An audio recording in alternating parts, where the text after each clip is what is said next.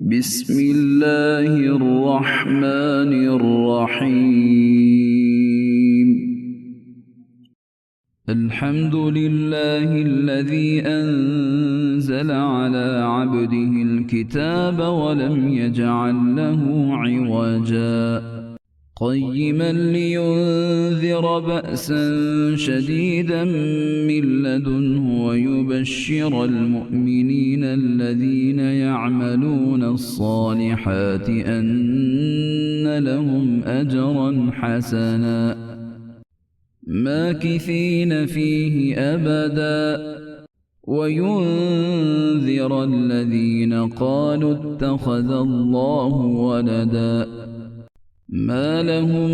به من علم ولا لآبائهم كبرت كلمة تخرج من أفواههم إن يقولون إلا كذبا فلعلك باخع نفسك على آثارهم إن لم يؤمنوا بهذا الحديث أسفا إنا جعلنا ما على الأرض زينة لها لنبلوهم أيهم أحسن عملا وإنا لجاعلون ما عليها صعيدا جرزا أم حسبت أن أصحاب الكهف والرقيم كانوا من آياتنا عجبا إذ أوى الفتية إلى الكهف فقالوا ربنا آتنا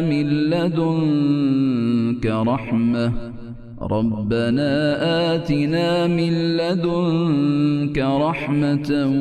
وهيئ لنا من أمرنا رشدا فضربنا على آذانهم في الكهف سنين عددا ثم بعثناهم لنعلم أي الحزبين أحصى لما لبثوا أمدا نحن نقص عليك نبأهم بالحق إنهم فتية آمنوا بربهم وزدناهم هدى وربطنا على قلوبهم إذ قاموا فقالوا ربنا رب السماوات والأرض لن ندعو من دونه إلها لقد قلنا إذا شططا هؤلاء قوم اتخذوا من دونه آلهة لولا يأتون عليهم بسلطان بين فمن أظلم ممن افترى على الله كذبا وإذ اعتزلتموهم وما يعبدون إلا الله فأووا إلى الكهف ينشر لكم ربكم من رحمته ويهيئ لكم من أمركم مرفقا وترى الشمس إذا طلعت تزاور عن كهفهم ذات اليمين وإذا غربت تقرضهم ذات الشمال وهم في فجوة منه ذلك من آيات الله من يهد الله فهو المهتد ومن يضلل فلن تجد له وليا مرشدا وتحسبهم أيقاظا وهم رقود ونقلبهم ذات اليمين وذات الشمال وكلبهم باسط ذراعيه بالوصيد لو اطلعت عليهم لوليت منهم فرارا ولملئت منهم رعبا وكذلك بعثناهم ليتساءلوا بينهم قال قائل منهم كم لبثتم قالوا لبثنا يوما أو بعض يوم قالوا ربكم أعلم بما لبثتم فابعثوا أحدكم بورقكم هذه إلى المدينة فلينظر أيها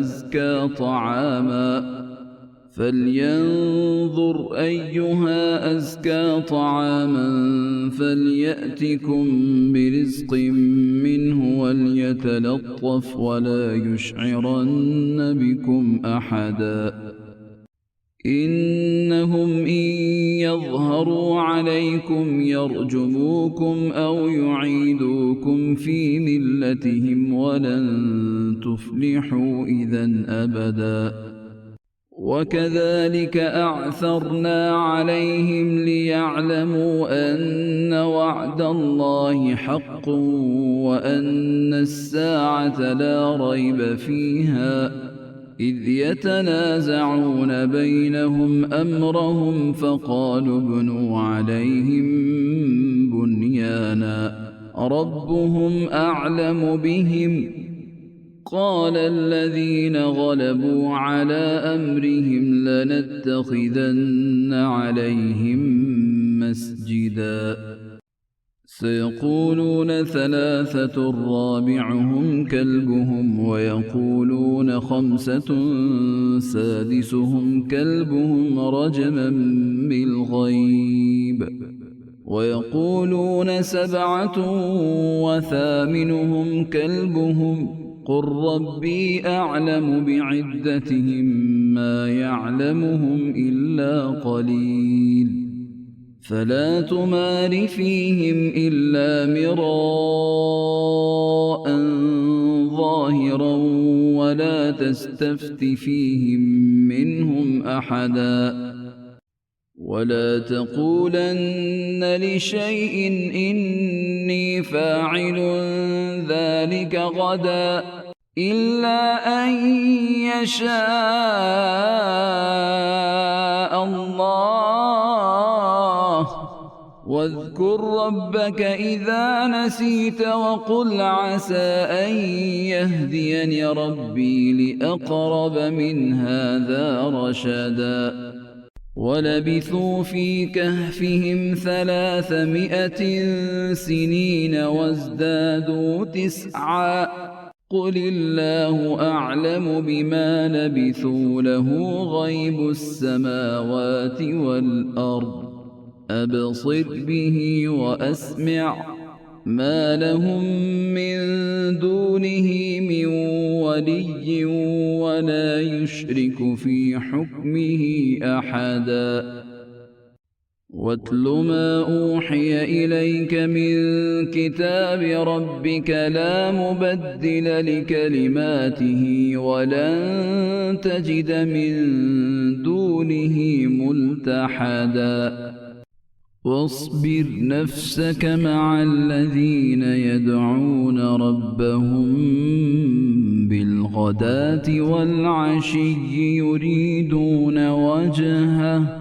ولا تعد عيناك عنهم تريد زينة الحياة الدنيا ولا تطع من أغفلنا قلبه عن ذكرنا واتبع هواه وكان أمره فرطا وقل الحق من ربكم فمن شاء فليؤمن ومن شاء فليكفر إنا أعتدنا للظالمين نارا أحاط بهم سرادقها وإن يستغيثوا يغاثوا بماء كالمهل يشوي الوجوه بئس الشراب وساءت مرتفقا إن الذين آمنوا وعملوا الصالحات إنا لا نضيع أجر من أحسن عملا أولئك لهم جنات عدن تجري من تحتهم الأنهار يحلون فيها من أساور من ذهب ويلبسون ثيابا خضرا من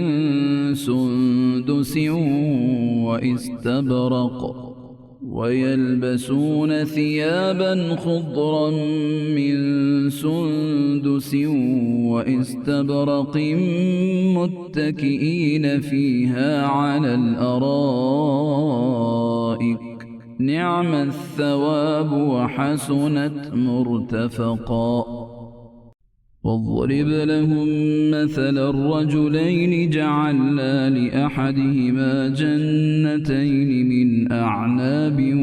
وحففناهما بنخل وجعلنا بينهما زرعا كلتا الجنتين آتت أكلها ولم تظلم منه شيئا وفجرنا خلالهما نهرا وكان له ثمر فقال لصاحبه وهو يحاوره أنا أكثر منك مالا وأعز نفرا ودخل جنته وهو ظالم لنفسه قال ما أظن أن تبيد هذه أبدا وما أظن الساعة قائمة ولئن رددت إلى ربي لأجدن خيرا منها منقلبا قال له صاحبه وهو يحاوره أكفرت بالذي خلقك من تراب ثم من نطفة ثم سواك رجلا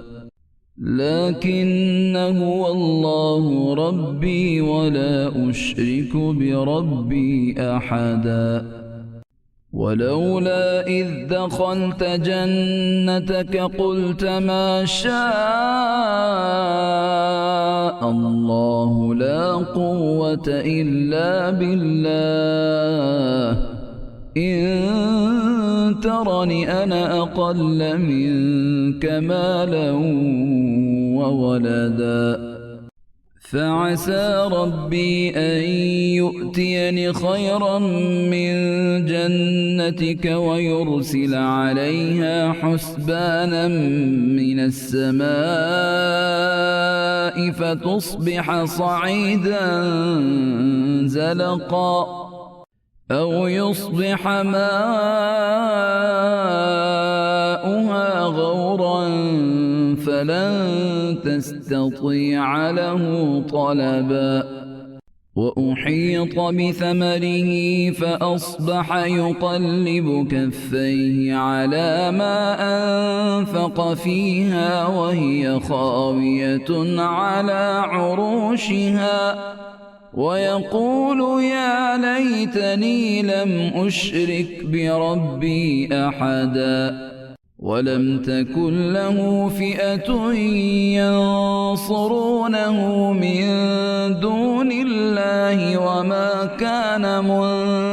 منتصرا هنالك الولاية لله الحق هو خير ثوابا وخير عقبا واضرب لهم مثل الحياة الدنيا كماء إن أنزلناه من السماء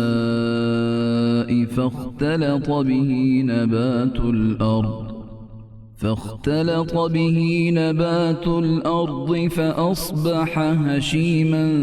تذروه الرياح وكان الله على كل شيء مقتدرا.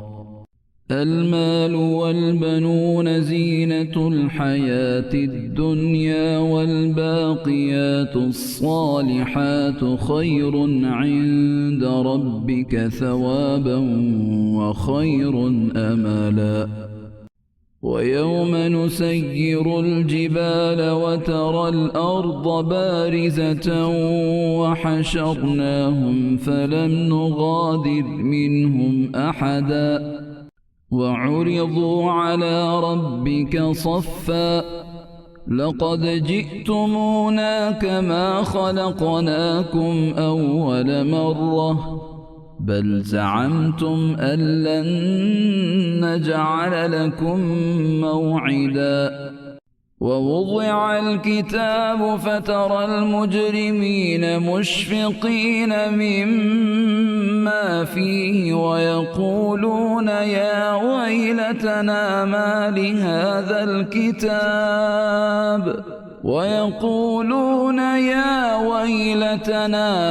لهذا الكتاب لا يغادر صغيرة ولا كبيرة إلا أحصاها ووجدوا ما عملوا حاضرا ولا يظلم ربك أحدا. وإذ قلنا للملائكة اسجدوا لآدم فسجدوا إلا إبليس كان من الجن ففسق عن أمر ربه أفتتخذونه وذريته أولياء من دوني وهم لكم عدو بئس للظالمين بدلا. ما أشهدتهم خلق السماوات والأرض ولا خلق أنفسهم وما كنت متخذ المضلين عضدا. ويوم يقول نادوا شركائي الذين زعمتم فدعوهم فلم يستجيبوا لهم وجعلنا بينهم موبقا. ورأى المجرمون النار فظنوا أنهم مواقعوها ولم يجدوا عنها مصرفا. ولقد صرفنا في هذا القرآن للناس من كل مثل وكان الإنسان أكثر شيء جدلا. وما منع الناس أن يؤمنوا إذ جاءهم الهدى ويستغفروا ربهم إلا أن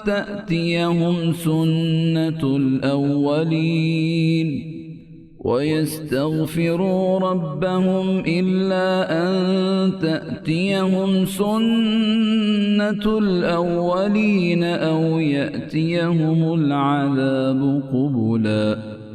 وما نرسل المرسلين إلا مبشرين ومنذرين ويجادل الذين كفروا بالباطل ليدحضوا به الحق واتخذوا آياتي وما أنذروا هزوا. ومن أظلم ممن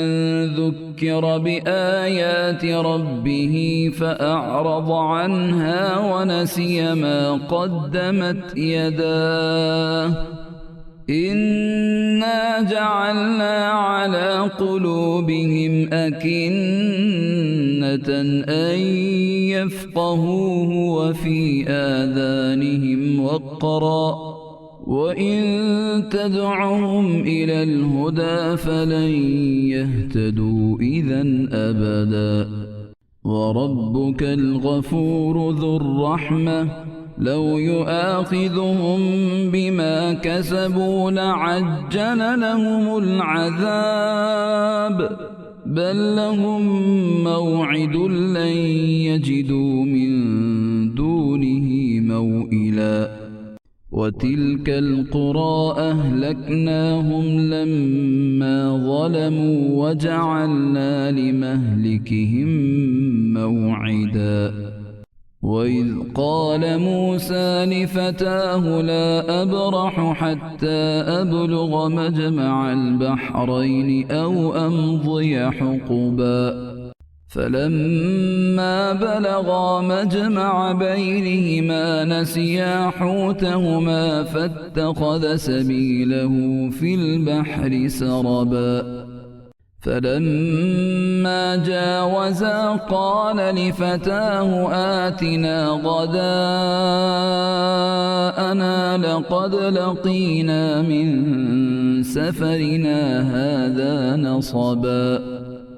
قال أرأيت إذ أوينا إلى الصخرة فإني نسيت الحوت وما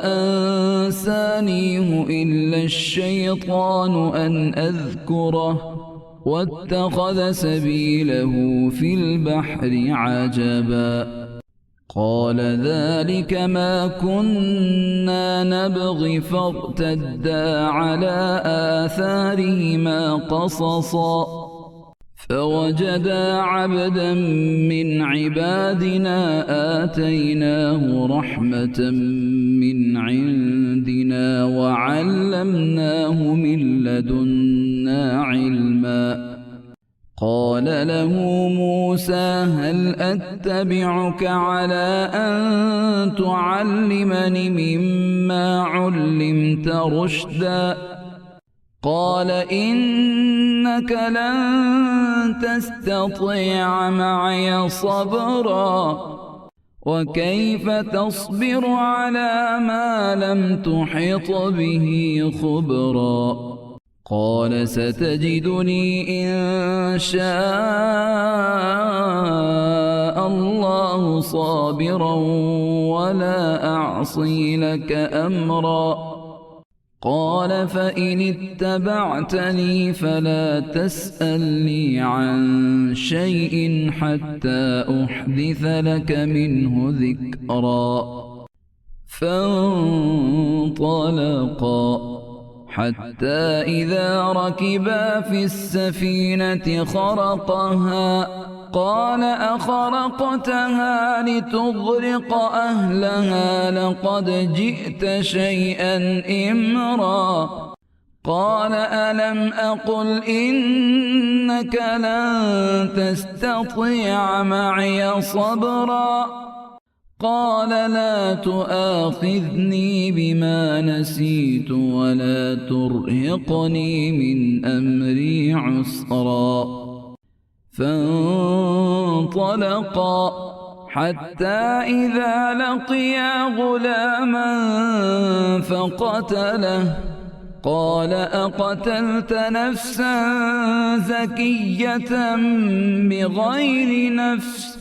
لقد جئت شيئا نكرا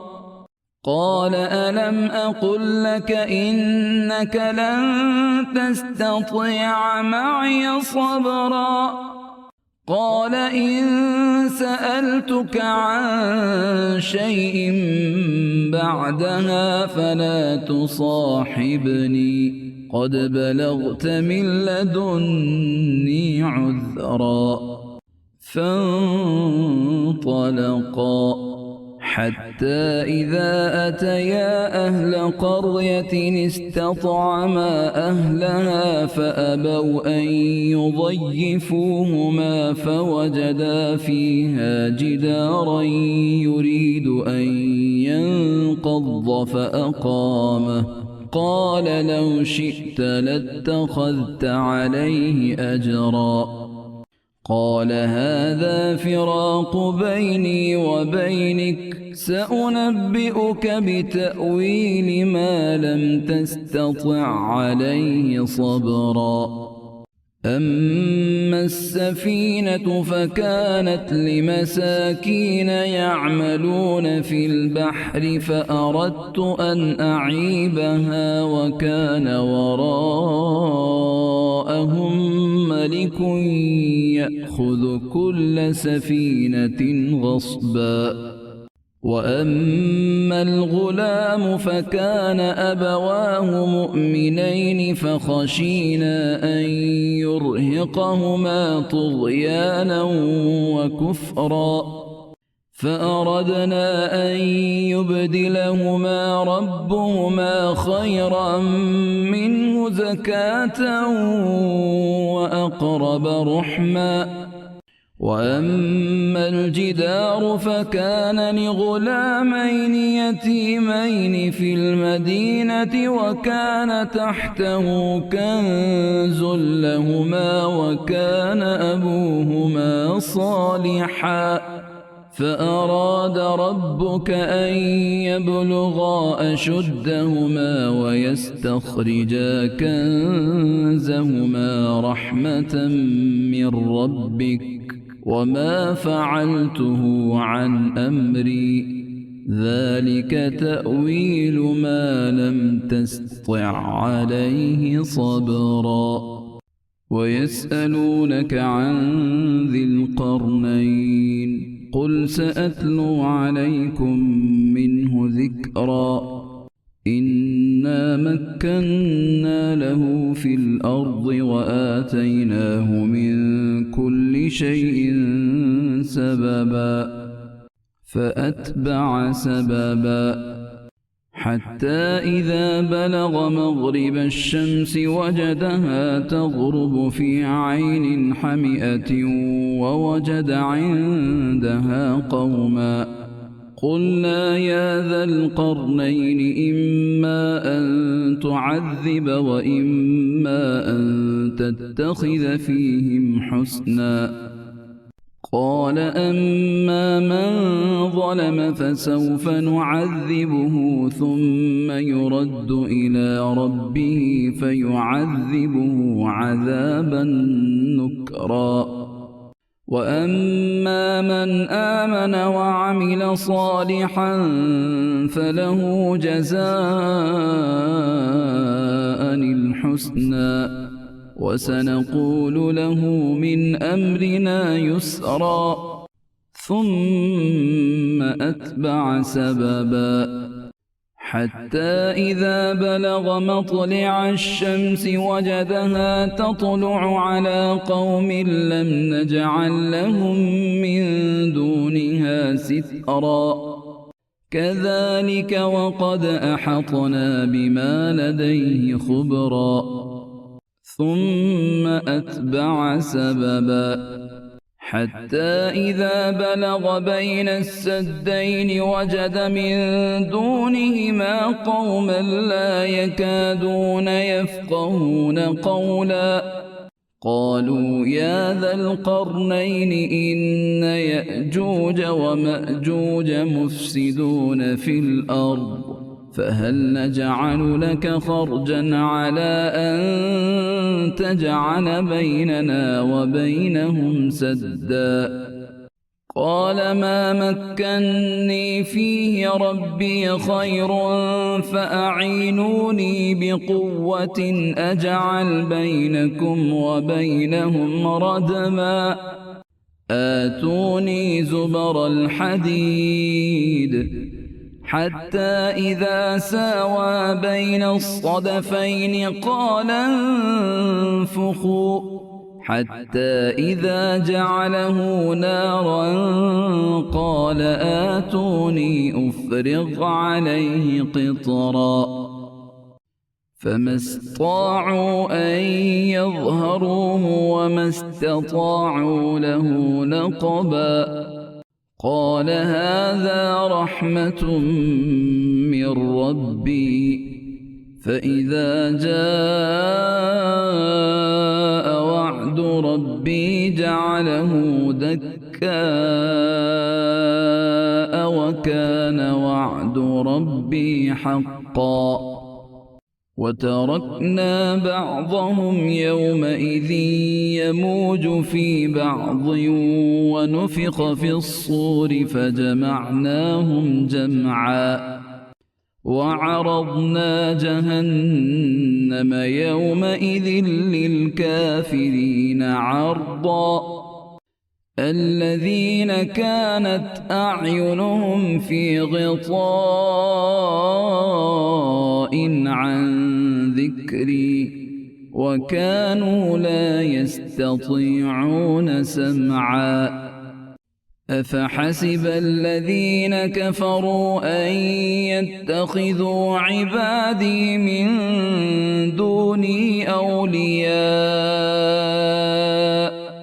إنا أعتدنا جهنم للكافرين نزلا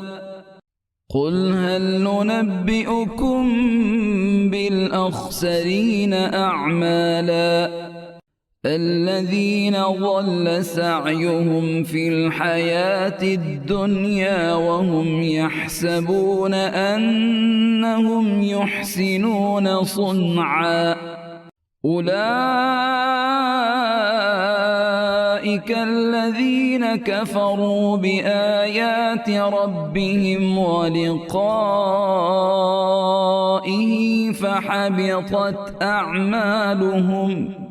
فحبطت أعمالهم فلا نقيم لهم يوم القيامة وزنا ذلك جزاؤهم جهنم بما كفروا واتخذوا آياتي ورسلي هزوا إن الذين آمنوا وعملوا الصالحات كانت لهم جنات الفردوس نزلا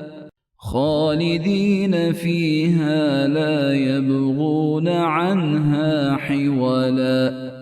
قل لو كان البحر مدادا لكلمات ربي لنفد البحر قبل أن تنفد كلمات ربي ولو جئنا بمثله مددا قل إنما أنا بشر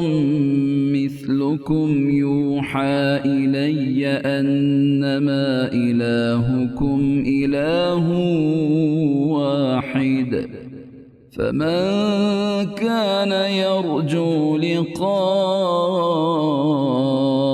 ربه فليعمل عملا صالحا ولا يشرك بعبادة ربه